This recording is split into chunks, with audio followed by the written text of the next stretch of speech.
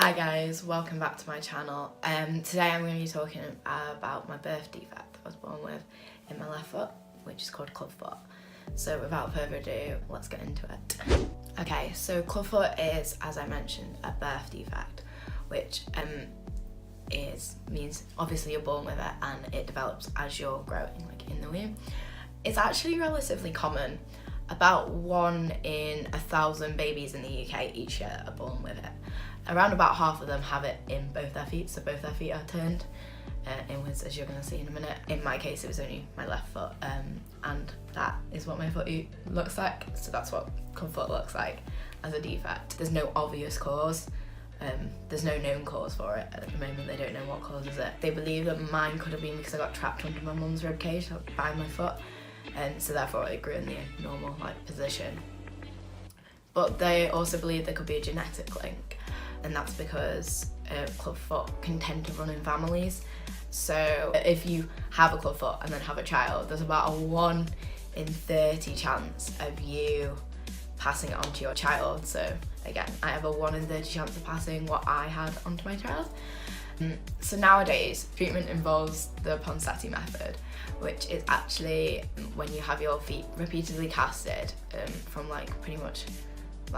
pretty soon after you're born to about I think 3-4 months old, and then from that onwards you wear these little boots that are attached with a bar that hold your feet in the position, in the correct position. You wear that until you're about 2. I didn't have this. I was one of the last people born with Clubfoot in the UK. I actually was told that by my specialist to have surgeries instead. So I had multiple surgeries from the ages of 9 months old till about 2.5 years, and my foot was pretty much in plaster cast nearly solidly for the whole of that time. I got treated at a specialist orthopaedic hospital on the border of Wales. I live in England, by the way. It's about a 90-minute drive from my house, but I still go there today. I'm going in a few weeks actually to see my surgeon. He's a different surgeon to the one that I had who treated me. He treated me up until the age of about 15, 16. Now I see an adult team instead. So the operations left me with big scars on my leg and my foot. The most noticeable of them all runs from the bottom of my foot, the whole length of my foot, and up half of my leg. There it is. So that was from my most significant operation. I think that was the one from when I was 9 months old. I'm still not entirely sure what each operation involved. I'm going to try and find that out at some point so I can actually do a video about it, and partly because I just like to kind of know what they've done. So after I'd finished that form of my treatment, I wore an AFO, which, if you don't know, that means ankle, foot or footer. Basically I wore that every night from the ages of 3 to 12, and I stopped wearing it when I was 12, not because I was supposed to stop wearing it, but actually because I'd learned to take it off. So I would put it on every night, go to sleep and wake up, and it would be halfway across my room. So that's why I stopped wearing it, because actually I just couldn't keep it on anymore because I'd learned how to do it. So I didn't really have many problems, either my feet or my legs, until about 2012, when my specialist noticed that I'd have quite a significant leg length difference. So I had about a 2.5 centimetre, so probably about that difference in my leg lengths, which it doesn't look like much, but when you start considering you're walking around on that, your biomechanics end up being completely off. So you walk I walked, so my knees were in line, but my hips were completely out of line. So they decided that they wanted to correct this, and the way they did that is I had surgery. So in November 2012, I had my first surgery for 10 years, and I had 8 plates, which they looked a bit like this. They had 2 metal, they had 2 screws, one there, one in the middle there.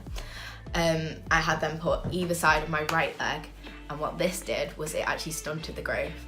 So it actually stopped right leg from growing as much, which meant that my left leg, which was the smaller leg, had a chance to catch up. Yeah, that's what, we'll get onto that, but we'll get onto it later. But that was the only kind of major thing that I had going on until I was about in year 9. And so having Clubfoot ultimately didn't really stop me from doing much as a kid. However, as I grew up, I have been left with a lot of long-lasting effects, especially from the operations that I've had. So like the difference in my leg length, although that's corrected now, it's down to about 0.5 centimeters, I think. I have a really tight calf muscle, which means walking for long distances of time, stairs, standing for long periods of time, running, I can't run at all, and that kind of thing can be really painful, and I can get really tired very, very easily. One of the most annoying things, and it's just sometimes the little things that annoy you, I have different shoe sizes. So my left foot, and again this comes from being in plaster for so many years, my left foot is a size 3, which is pretty much one of the smallest sizes you can get in adult shoes. And my right foot is a size 5. I have to buy 2 pairs of shoes for every single pair of shoes that I buy. And not only that, they have to be comfortable, they have to fit my feet, I have to not be able to walk in them for long periods of time. You know, I don't have heels. If I do, they're very, very small, so I can't wear them at all because my ankle just goes, and it just falls straight back over. And then now I've ultimately developed chronic pain in my left foot, and more recently I've actually been diagnosed with a chronic pain disorder called CRPS, which I'm going to cover in another video, how I've kind of developed my chronic pain kind of onwards from 2012 up until like the present day, just because there are things that were related to my clubfoot, but then there was things that weren't as well. So I'm going to save that for another video.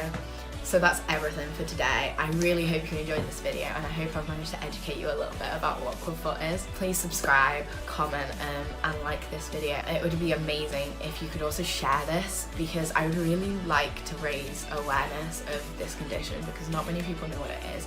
Like I said, it's relatively common, 1 in 1,000 births, you know. We're not talking about like 1 in a million here. And there's also a charity called Steps that support parents who have children who are born with club feet and other lower leg birth defect, and they also aim to raise awareness. So thank you so much for watching, and I will see you in my next video.